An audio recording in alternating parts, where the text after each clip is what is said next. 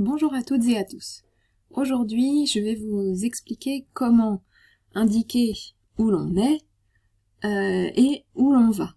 C'est-à-dire que ça correspond à l'expression du lieu en français avec je vais à tel endroit, je vais en République tchèque, je vais au Mali, je vais à l'école, je vais au cinéma.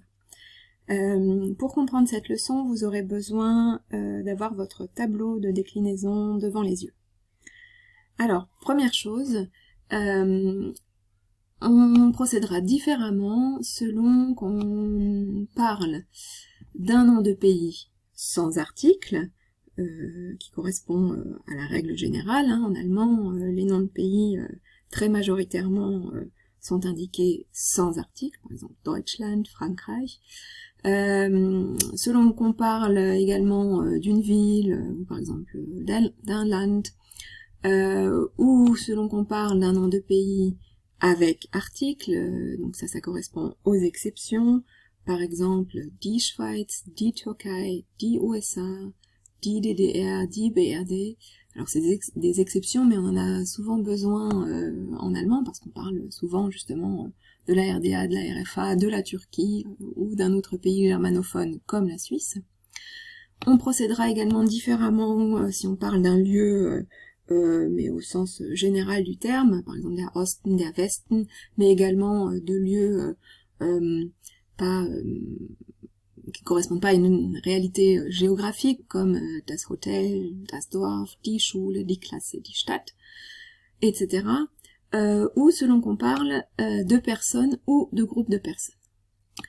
Et il y aura également des différences selon qu'on parle du lieu où l'on va, donc qu'on répond à la question wohin, et en général, le lieu où l'on va sera exprimé par la présence de l'accusatif, ou selon qu'on parle du lieu où l'on est, exprimé par la présence du datif, et qui répondra à la question wo. Alors, quand on parle d'un nom de pays, majoritairement sans article, d'une ville, d'un land, d'une région, on utilisera, quand on parle du lieu où l'on va, nach, et rien après, par exemple, ich fahre nach Deutschland, sie fährt nach West-Berlin, et si on parle du lieu où l'on est, donc avec des verbes de position, comme wohnen par exemple, ou sein, on utilisera in et rien après, forcément puisqu'on n'a pas d'article. Ich wohne in Deutschland, sie wohnt in Ostberlin. Donc, nach pour le lieu où l'on va, in pour le lieu où l'on est. Pour les noms de pays avec article, on utilisera in pour le lieu où l'on va et pour le lieu où l'on est. Et ça sera suivi de l'article qu'on a dans ce nom de pays, à l'accusatif pour le lieu où l'on va et au datif pour le lieu où l'on est. Donc, sie will in die BRD fahren, oder sie reist in die USA. Donc, ces deux verbes expriment un changement de lieu, un déplacement, donc ça implique la présence de l'accusatif. Die, ici, c'est l'accusatif féminin, et ici, c'est l'accusatif pluriel. Et si on veut parler d'un pays où l'on réside, par exemple, où on reste, donc le lieu où l'on est, s'il n'y a pas de changement de lieu qui s'exprime, eh bien, cette préposition in, cette fois-ci, sera suivie du datif. Sie wohnt in der DDR, datif féminin. Sie bleibt in den USA, datif pluriel. Quand on parle de lieu de façon générale, on utilisera une préposition mixte et l'accusatif. Donc les prépositions mixtes, vous savez qu'elles sont suivies soit de l'accusatif, soit du datif, et qu'elles indiquent, par exemple, elles nous donnent des informations d'ordre spatial, par exemple in, dans, an, contre, auf, über, unter, vor, hinter, neben, zwischen. Voilà, donc je peux pas vous donner un exemple pour chaque préposition, mais par exemple, je peux dire je suis à l'école, je vais à l'école, le livre est sous la table ou entre l'étagère et la table. Voilà, donc toutes ces prépositions-là, on peut les utiliser avec des lieux de façon générale. Donc par exemple, moi j'ai choisi der Westen et sie fährt in den Westen. Elle va en voiture ou en train à l'ouest. Et là, après la préposition, en l'occurrence moi c'était à, donc in, j'ai utilisé l'accusatif pour indiquer le déplacement. Pour le lieu où l'on est, quand il n'y a pas de changement de lieu ou de direction, on utilise ces mêmes prépositions, mais cette fois-ci elles sont suivies du datif. Par exemple, sie wohnt im Osten. Donc, im c'est la contraction de in et dem. Dem c'est donc le datif masculin. Et on dit donc im Osten. Et donc pour dire qu'on est à l'est ou à l'ouest, on n'utilisera pas am. C'est vrai que comme en français on dit à, les élèves ont souvent tendance à utiliser cette préposition-là, mais an ça veut dire contre.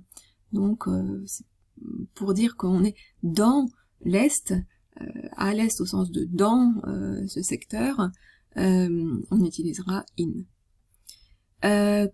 Pour les personnes, là aussi il y a une différence. Si on va chez une personne, on utilisera dessous plus datif. Alors là vous allez me dire que j'ai dit que on utilisait en règle générale l'accusatif parce que ça indiquait un déplacement, et que là d'un seul coup on a le datif. Eh bien on a le datif parce que zu est une préposition obligatoirement suivie du datif. Aus, bei, mit, nach, seit, von, zu. Zu fait partie de la liste des prépositions suivies du datif. Donc changement de lieu, je suis chez moi, mais je viens chez toi, ich komme zu dir. Dir, c'est donc au datif. Ich fahre zu meinen Eltern, datif pluriel. Et si je veux dire que je reste chez toi, ou je reste chez Thomas par exemple, là j'utiliserai bei, suivi du datif. Bon là je le vois pas puisqu'il y a un prénom, on peut pas le décliner.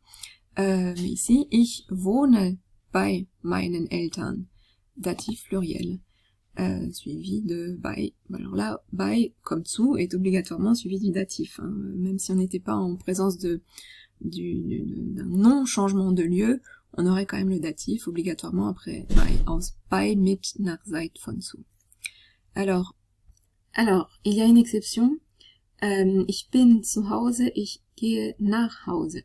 Donc prenons par exemple ich gehe nach Hause, on a un changement de lieu, c'est le lieu où l'on va, et normalement, c'est l'expression d'un lieu, das Haus, normal, on devrait être ici, avec in par exemple, je vais à la maison.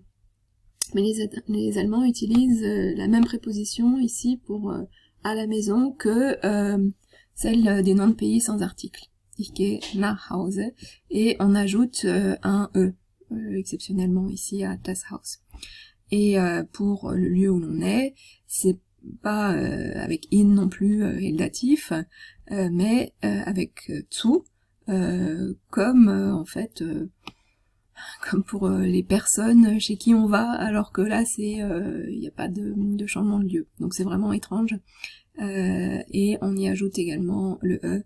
Voilà, on ajoute un e à house, c'est une exception. Voilà.